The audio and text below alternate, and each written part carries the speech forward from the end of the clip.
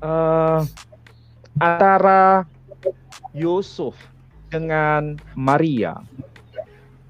Yusuf, bapak angkat Yesus Kristus, kemudian Maria, ibu kandung dari Yesus Kristus. Itu dalam dokumen-dokumen kekristenan, ini bukan menurut saya, dokumen kekristenan, itu malah disebutkan usia Yusuf itu pada saat menikah dengan Maria, itu usianya Yusuf 90 tahun, sedangkan Maria usianya 12 tahun. Ya, sayang bukunya nggak saya bawa, The Ancient Hebrew Tradition sama How to be Jewish. Sayang nggak saya bawa bukunya. Nanti kalau pas ini saya minta tolong orang kirim ya dari rumah. Jadi begini, saya jawab dulu yang masalah nikah ya. Tidak mungkin orang Yahudi menikah di bawah umur 15 tahun.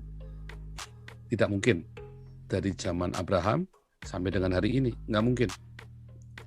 Karena bar mitzvahnya orang Yahudi, ya umur 12 tahun.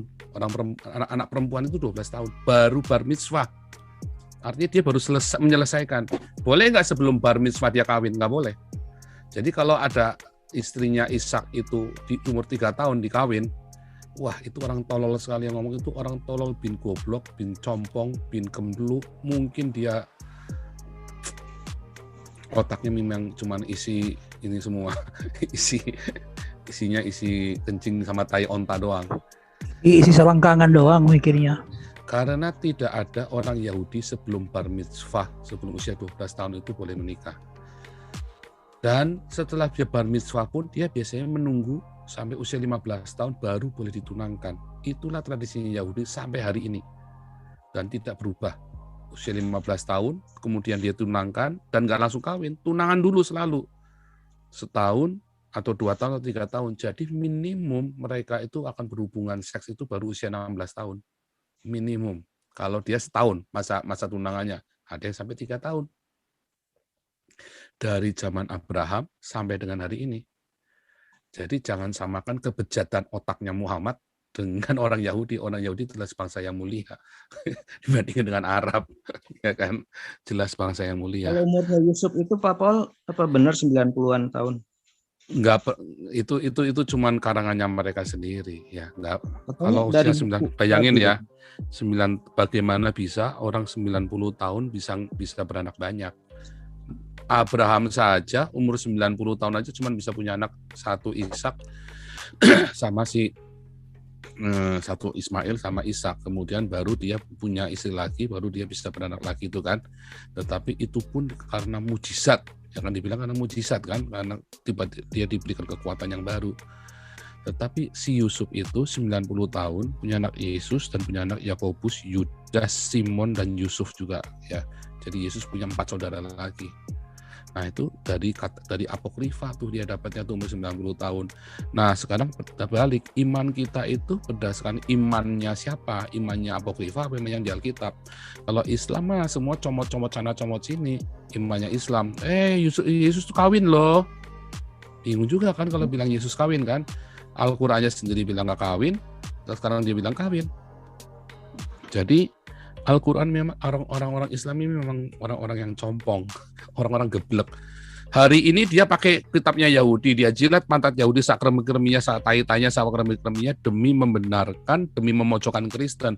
Padahal besoknya Yahudi mau dibunuh sama dia, tapi dia pakai dulu kata-katanya Yahudi. Ya, kamu bersaksi dulu nih buat melawan orang Islam, buat melawan orang Kristen. Setelah bersaksi digorok orang Yahudinya, geblek ini orang Islam ini memang.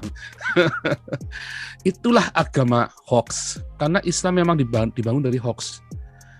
Kenapa? Karena Muhammadnya buta huruf. Jadi cuma dengar-dengar doang dari sana-sini. Dia kagak ngerti. Ditanya nama Allahnya siapa aja bingung kok. Nah, jadi kalau dipelanya 90 tahun, sumber-sumbernya pun sumber-sumber hoax semua, bukan sumber akurat A1. Oh, dari dokter ini, saya juga dokter. Nah, tinggal mau dokter siapa ini pakai. Ini Profesor Bunul Mupeang. Sejak kapan S1, S2, S3-nya beda bisa jadi profesor? Ya kan? Nah, itu harus dipikirkan lagi. Jadi jangan percaya dengan hoax. Islam itu dibangun dari hoax. Sampai dengan hari ini dibangun dengan hoax. Ya kan? Ya contoh aja berita yang didengarkan sekarang kan dari hoax semua. Sementara tidak ada wartawan yang berani masuk, Metro TV yang sudah masuk pun nggak berani nulis, yang berani nulis cuma Jawa Pos yang berani nulis lengkap. Bahkan TV One sudah interview pun tidak berani ditulis lengkap. Semua didatangkan dari hoax.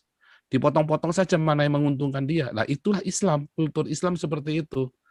Makanya lihat, janganlah mengharamkan apa yang dihalalkan oleh Allah. Itu kan dari Kisah Rasul 9, dari Kisah Rasul 10. Tapi dicomot buat apa? Buat wik-wik.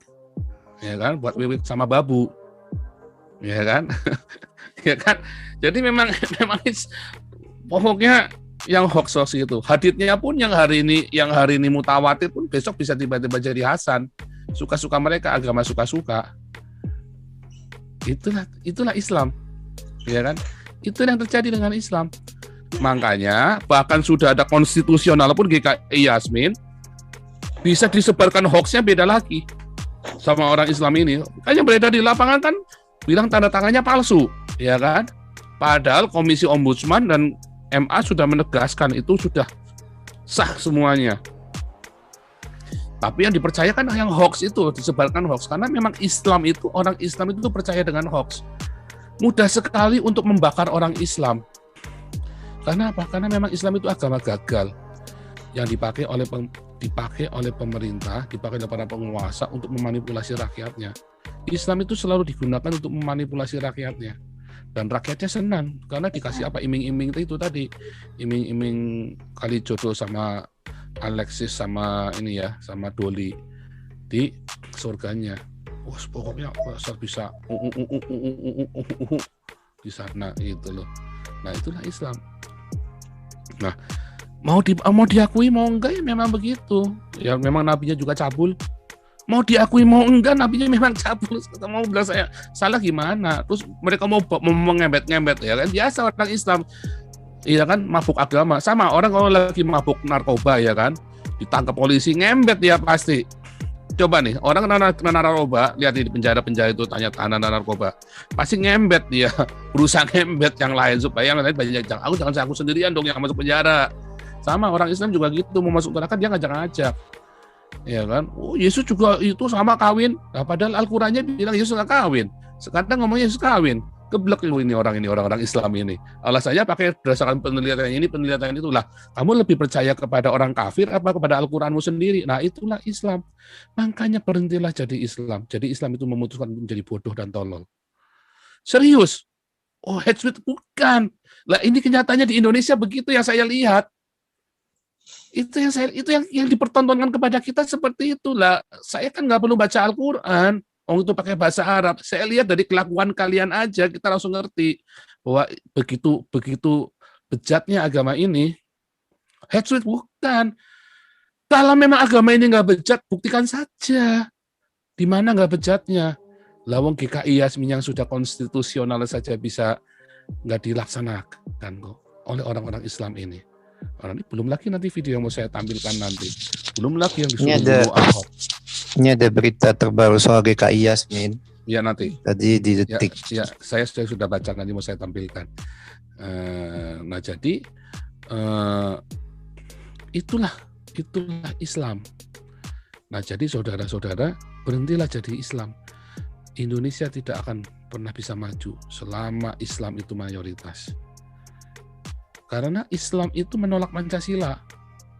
Nah, maksudnya tadi ya.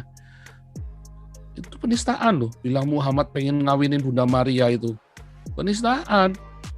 Ya, I will fuck your mom. Sama kan? Coba kalau ada temanmu tiba-tiba I will fuck your mom.